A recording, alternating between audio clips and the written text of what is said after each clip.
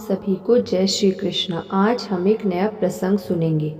इक्ष्वाकु कुल में महाभीष नाम के एक सत्यवादी धर्मात्मा और चक्रवर्ती राजा उत्पन्न हुए।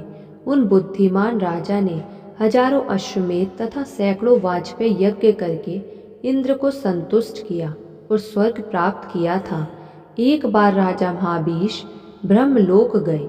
वहाँ प्रजापति की सेवा के लिए सभी देवता आए हुए थे। उस समय देवनदी गंगा जी भी ब्रह्मा जी की सेवा में उपस्थित थी। उस समय तीव्रगामी पवन ने उनका वस्त्र उड़ा दिया। सभी देवता अपना सिर नीचे किए उन्हें बिना देखे खड़े रहे, किंतु राजा महाभीष निशंक भाव से उनकी ओर देखते रह गए। उन गंगा नदी ने भी राजा को अपने पर प्रेमासक्त जाना। उन दोनों को इस प्रकार मुग्ध देखकर ब्रह्मा जी क्रोधित हो गए और कोपाविष्ट होकर शीघ्र ही उन दोनों को शाप दे दिया। हे राजन, मनुष्य लोक में तुम्हारा जन्म होगा। वहाँ जब तुम अधिक पुण्य एकत्र कर लोगे तब पुनः स्वर्ग लोक में आओगे। गंगा को महाभीष राजा पर प्रेमासक्त जानकर ब्रह्मा जी ने गंगा को भी उसी प्रकार शाप दे दिया। इस प्रकार वे दोनों दुखी मन से ब्रह्मा जी के पास से शीघ्र ही चले गए। राजा अपने मन में सोचने लगे कि इस मृत्युलोक में कौन ऐसा राजा है जो धर्मपरायण है। ऐसा विचार कर उन्होंने पुरुवंशीय महाराज प्रतीप को ही पिता बनाने का निश्चय कर लिया।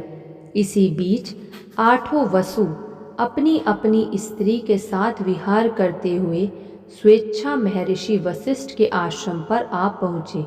उन पृथु आदि वसुओं में द्यौ नामक एक श्रेष्ठ वसु थे।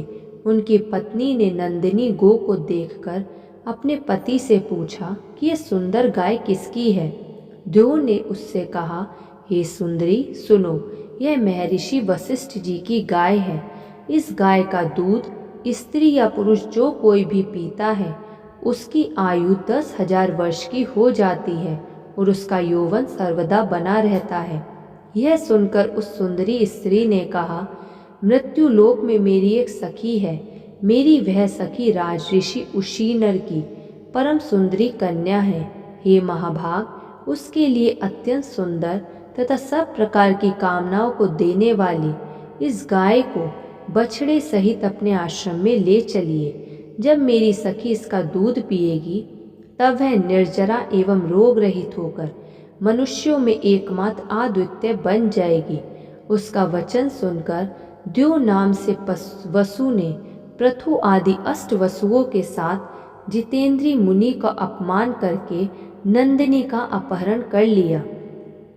नंदिनी का हरण हो जाने पर महातेजस्वी वशिष्ठ फल लेकर शीघ्र ही अपने आश्रम आ गए। जब मुनि ने अपने आश्रम में बछड़े सहित नंदी गाय को नहीं देखा तब वे तेजस्वी वनों एवं गुफाओं में उसे ढूंढने लगे। जब वह गाय नहीं मिली तब वरुण पुत्र मुनि वशिष्ठ जी ध्यान योग से उसे वसुओं के द्वारा हरी गई जानकर अत्यंत कुपित हो गए। वसुओं ने मेरी अवमानना करके मेरी गोद चुरा ली है। वे सभी मानव योनि में जन्म ग्रहण करेंगे, इसमें संदेह नहीं है। इस प्रकार धर्मात्मा वशिष्ठ जी ने उन वसुओं को शाप दिया। यह सुनकर वे सभी वसु दुखित हो गए और वहां से चल दिए। हमें शाप दे दिया गया है। यह जानकर वे ऋषि वशिष्ठ के पास पहुँचे और उन्हें प्रसन्न करते हुए वे सभी वसु उनके शरणागत हो गए।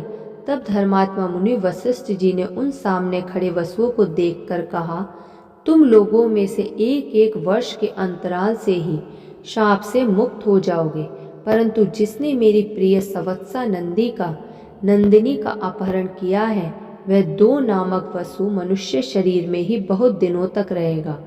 उन अभिशप्त वसुओं ने मार्ग में जाती हुई नदियों में उत्तम गंगा जी को देखकर उन अभिशप्त तथा चिंतातुर गंगा जी से प्रणाम पूर्वक कहा, हे देवी, अमृत पीने वाले हम देवता मानव कुक्षी से कैसे उत्पन्न होंगे, यह हमें महान चिंता है।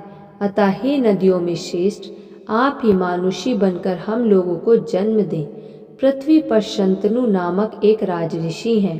हे अनगे, आप उन्हीं की भार्या बन जाएं। और हे सुरापर्गे, हमें क्रमशः जन्म लेने पर आप जल में छोड़ती जाएं। आपके ऐसा करने से हम लोग भी शाप से मुक्त हो जाएंगे, इसमें संदेह नहीं है। गंगा जी ने जब उनके तथास्तु कह दिया, तब वे सब वसु अपने अपने लोक को चले गए और गंगा जी भी बार बार विचार करती हुई वहां से चली गई। उस समय राजा महाभीष ने राजा प्रतीप के पुत्र के रूप में जन्म लिया। उन्हीं का नाम शंतनु पड़ा, जो सत्य प्रतिज्ञ एवं धर्मात्मा राजऋषि हुए। महाराज प्रतीप ने परम तेजस्वी भगवान सूर्य की आराधना की। उस समय जल में से एक सुंदर स्त्री निकल पड़ी और वह सुमुखी आकर तुरंत ही महाराज के शाल वृक्ष के समान विशाल दाहिने जंघे पर विराजमान हो गई। अंक में बैठी हुई उस स्त्री ने राजा ने पूछा, हे वरानने, तुम मुझसे बिना पूछे ही मेरे शुभ दाहिने जंघे पर क्यों बैठ गई? उस सुंदरी ने उनसे कहा, हे नृपश्रेष्ठ, हे कुरुश्रेष्ठ, मैं जिस कामना से आपके अंक में बैठी हूँ उस कामना वाली मुझे आप स्वीकार करें। उस रूप यौवन संपन्ना सुंदरी से राजा ने कहा, मैं किसी सुंदरी पर स्त्री को काम की इच्छा से नहीं स्वीकार करता। हे बामिनी, तुम मेरे दाहिने जंघे पर प्रेम पूर्वक आकर बैठ गई हो, उसे तुम पुत्रों तथा पुत्र वधुओं को स्थान समझो। अतः हे कल्याणी, मेरे मनोवांछित पुत्र के उत्पन्न होने पर तुम मेरी पुत्रवधू हो जाओ। तुम्हारे पुण्य से मुझे पुत्र हो जाएगा, इसमें संशय नहीं है। वह दिव्य दर्शन वाली कामिनी तथास्तु कहकर चली गई और उस स्त्री के विषय में सोचते हुए राजा प्रतीप भी अपने घर चले गए। समय बीतने पर पुत्र के युवा होने पर वन जाने की इच्छा वाले राजा ने अपने पुत्र को वह समस्त पूर्व वृत्तांत कह सुनाया। सारी बात सुनकर राजा ने अपने पुत्र से कहा, यदि वह सुंदरी बाला तुम्हें कभी वन में मिले और अभी अपनी अभिलाषा प्रकट करे तो उस मनोरमा को स्वीकार कर लेना तथा उससे मत पूछना कि तुम कौन हो, यह मेरी आज्ञा है। उसे अपनी धर्मपत्नी बनाकर तुम सुखी रहोगे।